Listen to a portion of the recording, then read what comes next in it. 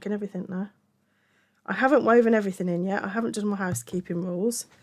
So let's just, because this is a big blanket again, I am working in a on the actual blanket and not a sample piece.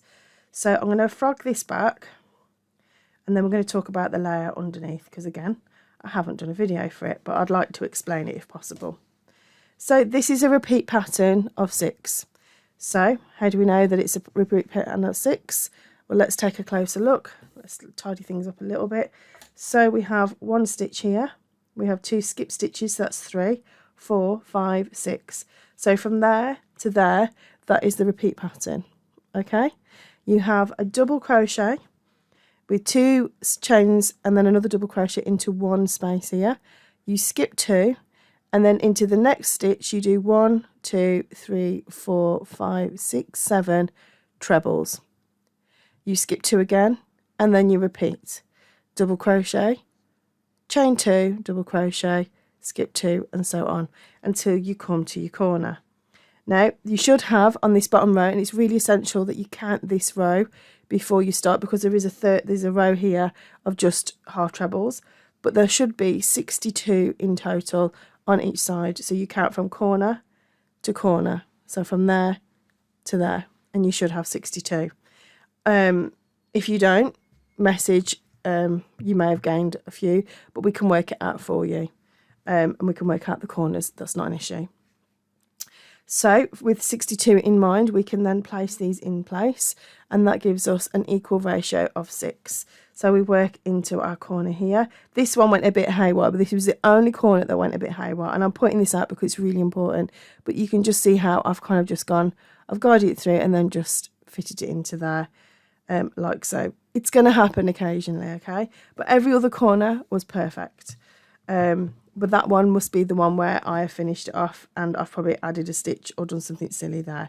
So you should have, all in all, and there will be a stitch count for you to work out, but there is 62 on this row here for me, after I counted it. So I'm going to do a final count of each and every row just to make sure that everything is correct. So if there's 62, you're absolutely fine, as long as it works into 60s. So the next one would be 160. Ooh, yeah, you'd need 106. I can't think 166, wouldn't you? Stupid. No, 162, 168, sorry. Okay, for that to work. So you'll just have an extra one. So as long as it's in the 60s, but again, we can modify the corners and work that way. And then we just have a simple, ignore that one there, but the one below is just a double crochet and a chain, because we're just mimicking that there. Okay, right, onto the pumpkin. I'm going to get my wool right in my hand before I even show you what I'm doing. So bear with me a moment as I try to, this blanket is so heavy now. Oops. Okay, so let's just count my chains. 2, 3, I've got 4 and I need 6. Okay, so 6 chains from the last pumpkin, but we'll show you how to do that, don't worry. We're not going to work into this. This is for another row, so we're going to ignore this. We're going to yarn over, and then we're going to go underneath into the chain space here, like so, and then we're just going to pull through the first 2, like a bobble stitch basically.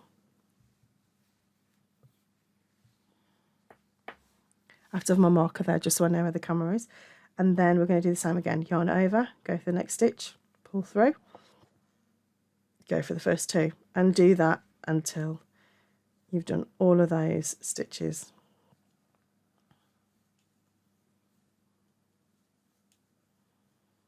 You are going to have a lot of bobbles on your hook.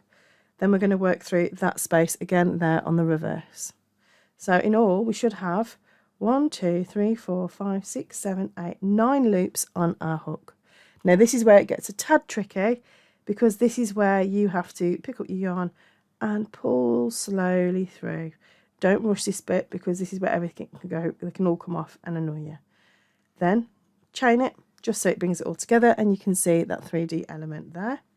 Then we're going to chain 6. 1, 2, 3, 4, 5, 6. And then we're going to do the same again. So yarn over, go through that space, pull through those 2, and then do the same. pull through again and keep doing that movement. So yarn over. And if you notice how I move my hands, now I'm very much about somebody that watches how people move their hands when they're crocheting, when they're doing anything, because sometimes we can look at what people do and think, actually, how are they doing that stitch? What is it I'm doing that's wrong, and what is it they're doing that's right? Now, I'm not saying my method is 100% right. I know there are lots of other people that crochet in different ways. But if you notice, the hand that moves the most is my hook hand. The hand that anchors is a little bit like holding a steering wheel. So if you drive, you'll probably get this metaphor. When you're driving and you're going around a corner, you slightly release the steering wheel in your hand to allow the car to turn. So one is probably pushing in the direction it wants to go in, but the other hand is slightly loose, but not loose enough so it can lose control of the steering wheel. So it can glide through, but can't come out. It can't come out of that place, but it's anchored.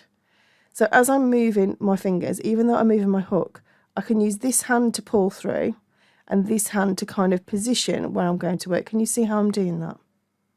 So when I say to people about anchoring is vital, that is what anchoring is. That's how I explain it. So my hook, my hand allows my wool to transfer through with ease without me having to do anything. And this hand is kind of like, is the control hand. So it's controlling my hook, allowing me to take advantage of all different angles to find that stitch placement. If you notice, I can move it in any direction. I'm not holding on until I'm kind of moving things along so I can actually find my placement. And as soon as I find my placement, I release. So just a little bit of a helpful tip there for anybody that's wondering how I anchor and how I manoeuvre through stitches. So now I'm coming to a point where I need to gain, back control. So again, I'm holding down using my hand to find that control again, and then I'm picking up my wool, and then I'm using, here comes my dog, and then I pull through. So 1, 2, 3, 4, 5, 6. There we go. Okay. He's getting in a mood because he's been told to come out. And then to finish off, we finish off in the corner here. So the corner that was made in the beginning, again, works into the first corner, which was a double crochet, 2 chains and a double crochet. In this case, it's a treble with 2 chains and a treble. So I'm just going to work into the top stitch, making sure that the two stitches or the 2 loops are visible, and then I can just pull through, and that's that. Boom, done. So the next stage is to work out the leaves. So excuse all these little bits of straggly bits. As you can see, it all comes together. So it is a process. Trust what happens, because as you're making this row here, the first row, it will feel like it's frilling. It will feel like it's that you're putting too much stitches in. But the whole point of that is that when you come to bring them together again, we get this 3D element. It has to kind of frill. This section does, because when we bring it together, there has to be the bobble. It has to create that sphere shape that we're looking for. So it is going to feel like we've put too many in. And if we were leaving it at that, we would be. But for the purposes of this stitch, this effect, that's fine. So I'm going to pause here. I'm going to leave it there, and I shall come back with the next row, and hopefully you'll have some videos, because this is much more of a technical part to this blanket, because I'm bringing in 3D elements that are not just images that I want you to do. And so far, those of you who have done the Midnight Blanket have done brilliantly, because you didn't have any videos to instruct you, because that was just a free written blog. So well done, everybody. In this occasion, because I feel a little bit more confident, I'm going to do more videos for you to help you through.